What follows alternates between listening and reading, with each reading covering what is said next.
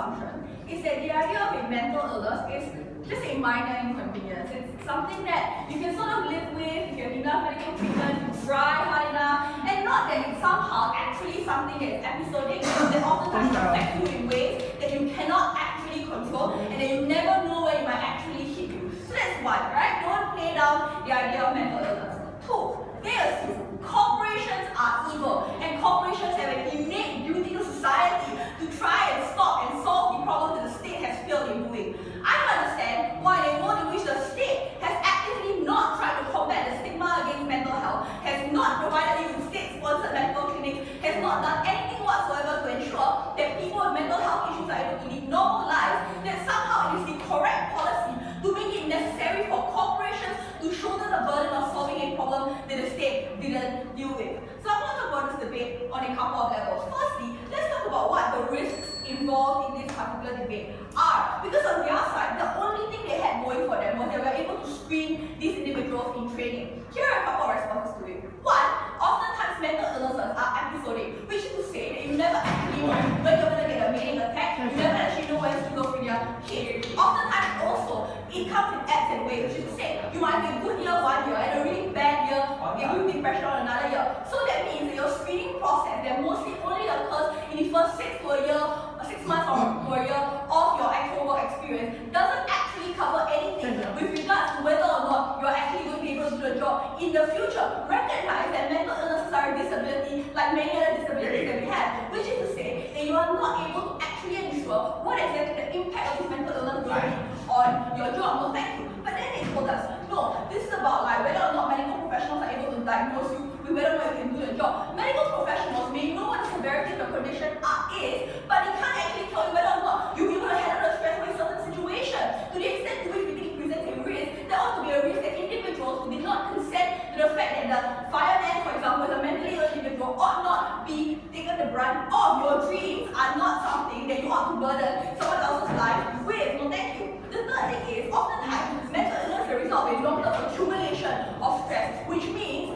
that if you are depressed, you may not show it in the first 2 to 3 years of your work, but that could potentially lead to an accumulation of stress that results in a massive breakdown later on in life. All of these are reasons why you can never accurately predict what the effect of mental illness on a person is. Does this mean that I think that mentally ill people cannot do jobs? No, that's not true. But like I just told you, there is a spectrum of mental illnesses, right? To the extent to which we recognize that some mental illnesses may actually just be minor inconveniences to you in everyday life. There are some that are not. There are some things that are actually debilitating, and we ought, like, just in the same way that, for example, we don't allow disabled people to serve the military. It is unfortunate, but these individuals oftentimes also assume they are not able to live up to. The second thing that I want to talk about is this idea of treatment. They told us that you can't actually seek treatment, or you won't actually seek treatment because you really want to go into the job. One, I would question the qualification of a person who knows that they are mentally ill and schizophrenic, and yet really wants to go into the SWAT team anyway. Because you need to recognize that you are putting the dream or like the lives of other people at risk. So I don't think you deserve a job in the SWAT team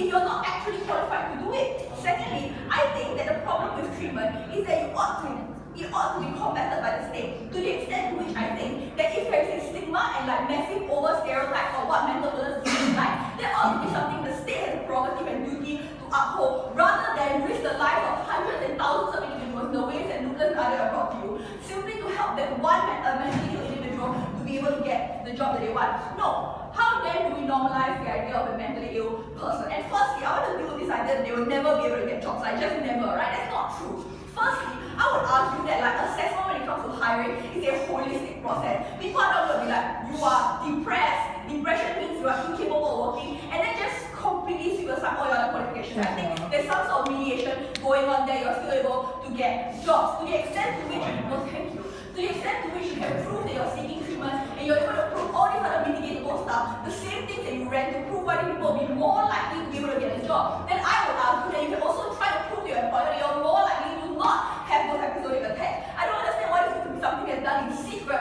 rather than in the complete transparency of what the corporation actually gives to you. But then they said this is about corporations denying you the ability to seek food and water because of mental illness. No, that's the prerogative and the duty of the state to ensure that you have access to those food and that water and those other things as well. No, thank you. At a point at which you have completely failed in your ability to ensure that these people are able to lead some sort of dignified existence, they are not discriminated against. It is not the correct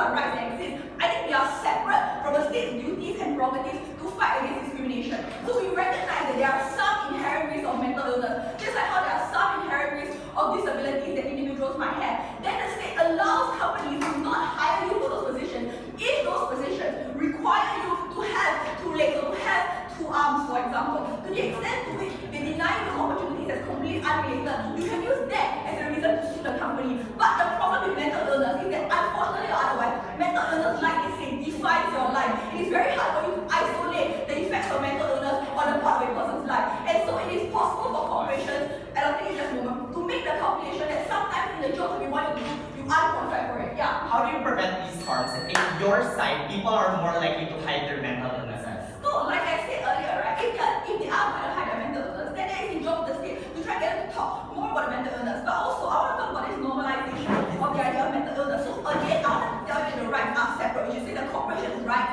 and the state's decision to try and fight mental illness ought not be conflated. The state can come up with other policies, not this particular policy that negates the rights of corporation, negates the rights of people that the corporation serves. But thirdly, this idea of normalization of mental illness, they say that now corporations will make plans to insure everybody. No, corporations have insurance for when things really go wrong and the oil rig blows up. They can get money from that, but then they will fire you, and then after that they will demonize you, and they will sue you for doing something wrong to their company. They don't provide mental illness for everyone, especially because we really recognize that right now people are not declaring their mental illness, which is to say that because they don't declare it, now you have less numbers and less information about what mental illness is like. You have less incentive to do anything about it because you're not aware of the problem. It's out of sight, it's out of mind. We think that in a world in which, for example, that mental illness is actually out there, you have to write it. It's much more normalized, because then we realize more people have this disease that we think of. We need to think of ways to solve it specifically